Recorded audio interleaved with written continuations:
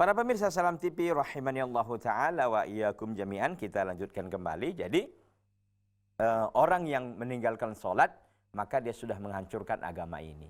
Maka kita hendaknya selalu berusaha ya, sesibuk apapun kita, sesakit apapun kita, bagi kita ini semua yang sudah mukallaf dan mukallafah, yang sudah dibebankan kewajiban karena sudah baligh, maka nggak ada cerita. Sholat ini adalah sebuah kewajiban.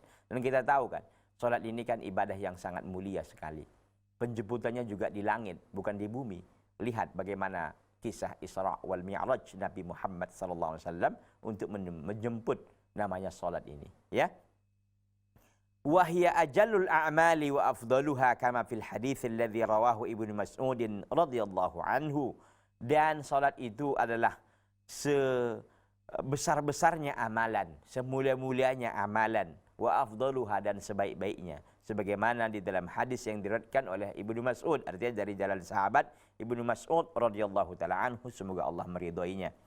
Qal, Ibnu Mas'ud mengatakan, sa'altu Rasulullah sallallahu alaihi wasallam, pernah aku bertanya kepada Rasulullah sallallahu alaihi wasallam. Apa kata beliau?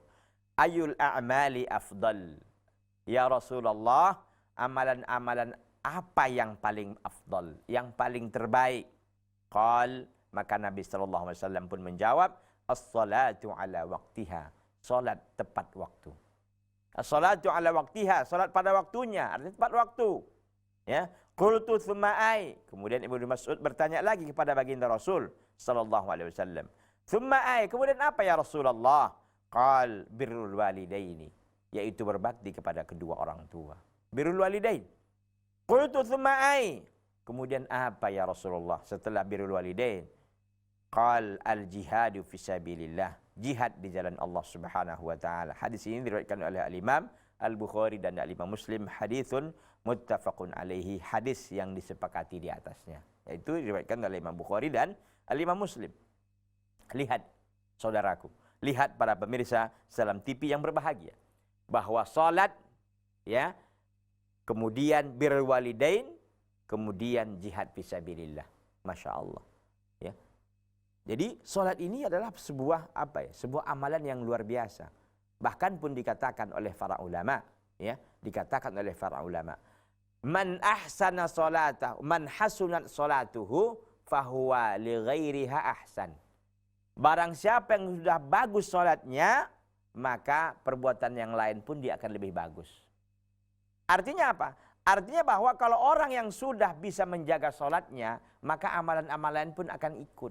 Maka sholat ini sebenarnya adalah ummut ta'at, ibunya ketaatan setelah syahadatain.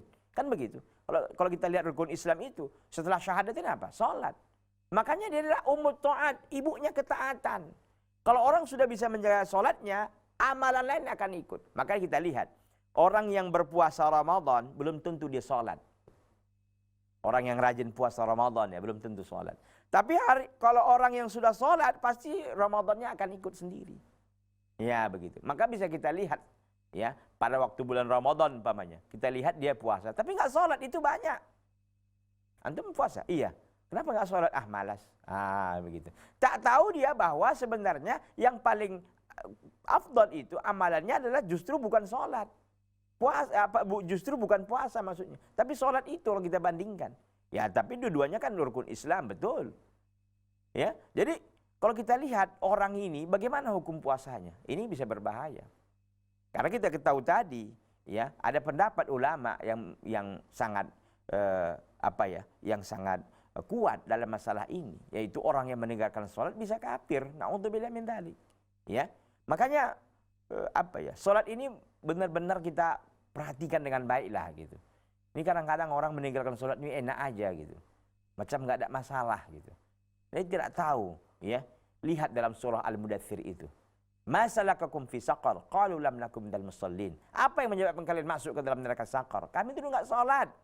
Allahu akbar. Jadi ini bukan perkara mudah gitu. Berapa tahun sih kita hidup di dunia ini gitu? Berapa tahun? Kita dari 0 tahun sampai 15 kan nggak wajib sholat. 15 lah kita taruh orang yang balik. Ya, kita anggap saja 15 dia balik gitu kan. Sekalipun ada orang juga yang 12 tahun barangkali sudah balik. Ya. Karena kan tanda-tanda balik itu paling tidak ada 3 ya bagi laki-laki. Yang pertama adalah dia mimpi basah. Yang kedua umurnya sudah 15 tahun. Yang ketiga adalah tumbuhnya bulu-bulu di kemaluannya. Kan itu, 3 ini. Jadi kalau orang yang belum 15 tahun pun sudah tumbuh bulunya di kemaluan, sudah dia nggak balik. Ya, makanya ikhwati fillah azani Allah taala wa iyyakum jami'an, para pemirsa yang berbahagia, hendaknya kita memperhatikan salat ini dengan sebaik-baiknya, ya. Jadi amalan yang terbaik itu adalah salat di awal waktunya, tepat pada waktunya. Jangan diakhir-akhirkan, jangan dilambat-lambatkan. Ini kadang-kadang gara-gara sibuk, ya, untuk melayani manusia, ya, sibuk karena pekerjaannya, sibuk karena jabatannya. Masya Allah, dia lupakan salat. Yang salat itu akan menjadi apa? Menjadi temannya. Yang ikut ke kuburan itu kan itu sesungguhnya. Maka kata Nabi SAW, salasatun tattabi'ul janazah, ada 3 mengikuti jenazah. Apa saja? Ahluhu wa maluhu amaluhu. Keluarganya, hartanya, dan amalnya. Fayarji'u isnani wa yabqa wahid. 2 yang pulang, 1 yang tinggal. Apa yang pulang itu? Fayarji'u ahluhu wa maluhu. Hartanya dan keluarganya pun pulang. Yang tetap apa? Wa yabqa amaluhu. Amalnya yang tinggal. Makanya kita kadang-kadang begini ya. Kawan tertawa itu kan banyak di dunia ini kan. Kawan kita kelak di kuburan sana nggak ada. Kawan kita yang setia itu amal soleh kita. Salat kita, puasa kita, zakat kita. Amalan-amalan kita yang lain, sedekah kita, kebaikan-kebaikan kita. Ya, ini yang akan ikut ke kuburan. Bukan ikut ke kuburan pabrik kita itu, bukan ikut kuburan mobil kita yang indah itu, bukan ikut kuburan rumah kita yang megah itu, enggak. Jadi perlu kita sadarlah sesadar-sadar mungkin bahwa amalan yang ikut itu ke kuburan bukan yang lain-lain, tapi diantaranya adalah amalan salat ini. Maka perhatikan salat kita dengan baik. Dzalika anna salata silatun bainal 'abdi wa rabbih. Karena salat itu merupakan hubungan antara seorang hamba dengan Rabb-nya. Yang qati'u fihal insan an syawaghilil hayati. Karena seorang muslim ketika dia melaksanakan salat, dia memutuskan semua kesibukan-kesibukan kehidupan ini. Bukankah orang yang salat meninggalkan makan? Bukankah orang yang salat meninggalkan minum? Bukankah orang yang salat meninggalkan rapat? Bukankah orang yang salat meninggalkan mandi dan sebagainya? Itu semua kesibukan-kesibukan duniawi. Iya kan? Dia langsung nggak ada lagi hubungan dengan kehidupan dunia ini. Makanya disebut dengan takbiratul ihram. Takbiratul ihram itu takbir yang mengharamkan sesuatu yang dihalalkan oleh Allah. Bukankah makan dihalalkan, mubah, boleh. Bukankah kita berbicara boleh. Tapi kita sudah takbir itu nggak boleh lagi, bisa membatalkan sholat. Ya, karena sudah diharamkan sesaat waktu kita sholat tentunya.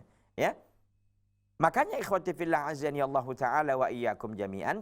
Ketika kita sudah bertakbiratul ihram, maka segala yang mubah saja pun tidak boleh untuk sementara kita lakukan. Kenapa? Karena kita sedang melaksanakan sholat. Kenapa? Karena seorang hamba itu sedang berhubungan dengan Rabb-nya. Wa yattajihu bikiyanihi kullihi ila rabbih, dan dia seutuhnya menghadapkan dirinya kepada Rabb-nya. Makanya kita dituntut untuk khusyuk betul dalam sholat itu. Yastamiddu minhul hidayah. Dia betul-betul meminta bantuan dari Allah untuk mendapatkan hidayah, untuk mendapatkan al-aun, pertolongan, wa tasdid, untuk selalu berjalan di jalan yang lurus. Wa yas'aluhu tsabat, dan dia meminta ketetapan ala siratil mustaqim, di atas siratil mustaqim, jalan yang lurus. Bukankah kita meminta hidayah kepada Allah 17 kali minimal dalam sehari semalam? Bukankah kita meminta pertolongan kepada Allah sehari semalam 17 kali minimal? Bukankah kita meminta untuk jalan yang lurus? Itu selalu. Lihat dalam firman Allah SWT yang kita baca dalam surah Al-Fatihah, itu yang merupakan rukun dalam sholat. Ihdinas siratal mustaqim. Sebelumnya kita meminta iyyaka na'budu wa iyyaka nasta'in. Ya, hanya kepadamu ya Allah kami memohon kami beribadah, dan hanya kepadamu kami memohon pertolongan. Kita mohon pertolongan selalu kepada Allah. Ya. Makanya ikhwati fillah azani Allah taala wa iyyakum jami'an. Kenapa orang masih mau ke dukun, meminta pertolongan dukun yang itu diharamkan dan itu syirik besar? Kenapa orang masih mau menyembah batu, menyembah keris, menyembah bulan, matahari dan lain sebagainya? Padahal dia katanya hanya beribadah kepada Allah dan hanya meminta pertolongan kepada Allah. Karena mereka belum kuat masalah ini, nggak ngerti. Jadi hanya diucapkan tapi tidak ditadaburi, tidak dimaknai dengan baik. Jadi kalau kita surah Al-Fatihah itu saja yang bisa kita tadaburi dengan baik, ini luar biasa pada hakikatnya. Iyyaka na'budu wa iyyaka nasta'in. Hanya kepadamu kami ya Allah meminta, hanya kepadamu ya Allah kami beribadah, dan hanya kepadamu kami minta pertolongan. Ya, Oleh karena itu ikhwati fillah azani Allah taala wa iyyakum jami'an. Makanya kita selalu senantiasa menjaga salat dengan baik karena di situ sebenarnya ajang kesempatan bagi kita untuk selalu memohon hidayah, memohon pertolongan, selalu kita dibimbing oleh Allah untuk selalu berjalan di jalan Shiratal Mustaqim. Fala gharwa an takuna as-salatu ajallal a'mali wa afdalaha. Maka tidak mengherankan bahwa salat itu adalah semulia-mulianya amalan dan sebaik-baiknya amalan.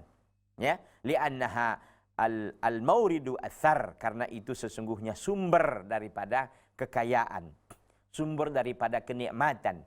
Alladzi yatazawwadu mil muslimu taqwahu, yang seorang muslim berbekal, yang seorang muslim yatazawwadu, yang seorang muslim itu berbekalkan dengan itu untuk selalu membangun ketakwaannya kepada Allah. Bukankah kita butuh hidayah untuk membangun ketakwaan? Bukankah kita butuh pertolongan Allah untuk membangun ketakwaan? Bukankah kita selalu butuh untuk berada di jalan yang lurus untuk membangun ketakwaan kepada Allah Azza wa Jalla? Jawabannya iya. Ya, oleh karena itu ikhwati fillah azani Allah taala wa iyyakum jami'an, salat itu sesungguhnya sebuah kesempatan kita kepada Allah, ya, untuk berkomunikasi, untuk kita bisa memohon segalanya kepada Allah. Ya, memohon pertolongan, memohon petunjuk, memohon ditetapkan di jalan yang lurus dan sebagainya. Wali annaha manhalul adz, karena sesungguhnya salat itu adalah tempat minum al-adz, yaitu yang tawar, tempat minum yang tawar, ya. An-naqi, yang bersih, alladzi yaghsilu binamirihi khotoyahu. Ya, seorang muslim itu adalah ibarat salat ini ibarat air tawar yang bersih, ya. Wali annaha al-manhalul an-naqi alladzi yaghsilu binamirihi khotoyahu. Itu adalah sebuah sungai, ya, air yang tawar, yang bersih, yang dia yaghsil, yang dia membasuh ataupun menyuci, ya, binamirihi, dengan air bersihnya tersebut. Apa yang dicucinya? Khotoyahu, segala kesalahan, noda dan dosa-dosanya. Allahu Akbar. Oleh karena itu ikhwati fillah, salat ini ibaratkan kita mandi, ya. Bukankah orang yang mandi itu membersihkan kotorannya, membersihkan daki-dakinya, membersihkan bau-bau yang gak sedapnya? Jawabannya iya. Ibarat salat itu seperti itu, ya. Kita lihat, kita simak hadis Rasulullah sallallahu alaihi wasallam. Fa'an Abi Hurairah radhiyallahu taala anhu qala sami'tu Rasulullah sallallahu alaihi wasallam yaqul.